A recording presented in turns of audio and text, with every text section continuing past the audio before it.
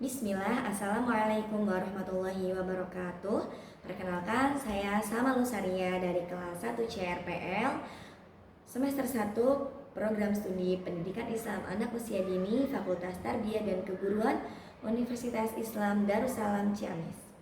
Di sini saya izin menyampaikan materi kelompok 3 dari mata kuliah pembelajaran teknik bercerita dengan judul Prinsip dan Etika Bercerita.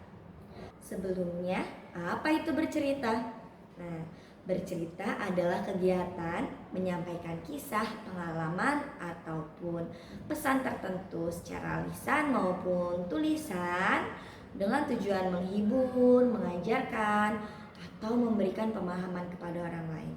Jadi di sini kegiatan bercerita itu adalah di mana kita ingin menyampaikan kisah atau pengalaman kita sendiri kepada orang lain, ya, baik secara lisan maupun tulisan, ya, dengan tujuan menghibur, dengan tujuan memberikan pemahaman ataupun mengajarkan apa yang kita rasakan atau alami kepada orang lain. Nah, di sini saya juga akan menyampaikan tentang prinsip dalam bercerita. Apa saja sih prinsip-prinsip ketika kita mau bercerita? Yang pertama itu adalah kejujuran. Ya, jujur. Hindari menyampaikan cerita yang tidak didukung oleh fakta, atau apa yang kita sampaikan itu harus sesuai dengan fakta yang ada, ya, harus jujur. Lalu yang kedua, kejelasan. Cerita yang disampaikan oleh kita yang membacakan cerita itu harus runtut, sesuai dan mudah dipahami oleh pendengar. Lalu yang ketiga ada relevansi. Relevansi yaitu sesuai dengan situasi dan audiens. Yang keempat ada kreativitas. Gaya bahasa, intonasi, dan ekspresi yang kita gunakan ketika menyampaikan cerita harus menarik agar audiens merasa antusias dengan cerita yang kita sampaikan. Lalu selanjutnya saya akan menjelaskan tentang etika dalam bercerita. Yang pertama, gunakanlah bahasa yang sopan dan tidak menyinggung pendengar ketika kita bercerita. Yang kedua, hargai setiap audiens baik dari segi usia, latar belakang maupun budaya mereka. Yang ketiga, hindari menyampaikan cerita dari informasi yang tidak benar atau tidak sesuai fakta. Yang keempat, sampaikanlah cerita dengan sikap yang santun dan nada yang baik. Lalu apa sih manfaat bercerita dengan etika yang baik? Nah, yang pertama ada membangun kepercayaan pendengar.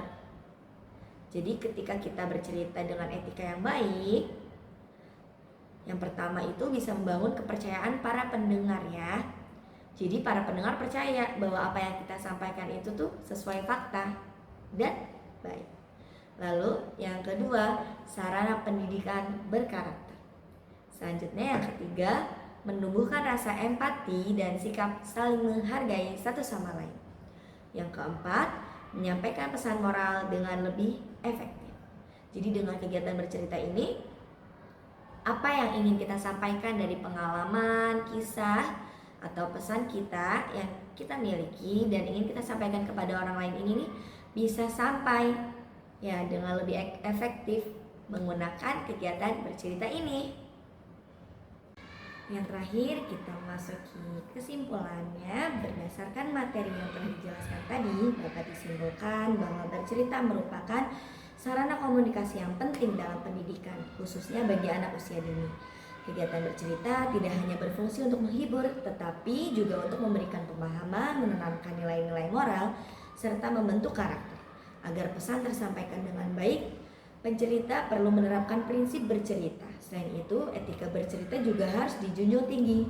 Dengan menerapkan prinsip dan etika tersebut, bercerita dapat membangun kepercayaan, menumbuhkan empati, serta menyampaikan pesan moral secara efektif dan positif. Sekian materi tentang prinsip dan etika bercerita yang dapat saya sampaikan. Mohon maaf apabila terdapat banyak kesalahan kata. Semoga bermanfaat. Wassalamualaikum warahmatullahi wabarakatuh.